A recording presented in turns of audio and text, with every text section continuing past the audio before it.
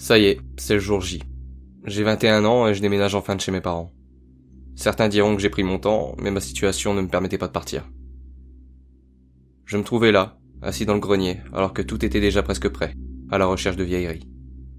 Sûrement ma fibre nostalgique qui aura eu raison de moi et m'aura poussé à monter dans ce nid à poussière.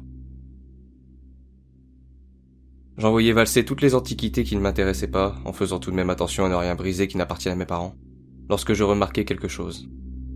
Entre de vieux vêtements de ma mère et la collection de timbres anciens de mon père se trouvait une boîte, ou plutôt un coffre. Je ne l'avais jamais vu avant. Il avait l'air d'avoir été fait à la main, avec de superbes dorures.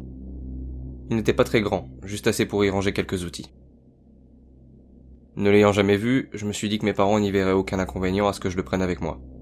Je décidai donc de le mettre dans le camion avec le reste de mes affaires. Le soir venu, seul dans mon nouveau chez-moi, je ne parvenais pas à trouver le sommeil. Peut-être était-ce le fait de dormir pour la première fois dans ce nouvel appartement. Quoi qu'il en soit, je ne sais pas pourquoi, mais je me suis levé, dans l'idée de voir ce qui se trouvait dans le coffre. Une idée surprenante, j'en conviens, mais Morphée ne m'ouvrait pas ses bras et Internet n'avait pas encore été installé. De plus, à cette heure tardive, tout ce qui passait à la télévision était des films de série B ou à caractère pornographique. Je me suis alors installé sur mon bureau, le coffre face à moi. Je soufflai légèrement pour faire voler les quelques grains de poussière qui étaient restés accrochés à ce vestige du passé. Puis, dans un léger grincement, j'ouvris le coffre. Quelle déception. Un vieux morceau de papier et une boîte à musique tout aussi vieillotte. Elle était ridiculement petite, pas plus grande que ma main. Sa couleur bleue tranchait radicalement avec l'aspect naturel du coffre dans lequel elle était placée. Je remontai le mécanisme en lui faisant faire quelques tours pour que ma découverte serve au moins une fois. La musique commença alors.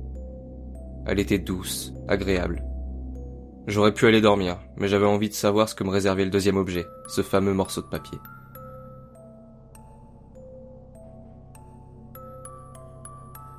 Boîte aux teintes bleutées, à la mélodie enchanteresse. Tes notes azurées sont de douces caresses. Mais, boîte aux teintes bleutées qui montrent tant de tendresse, ne tente pas de m'abuser, car je le sais, ô diablesse.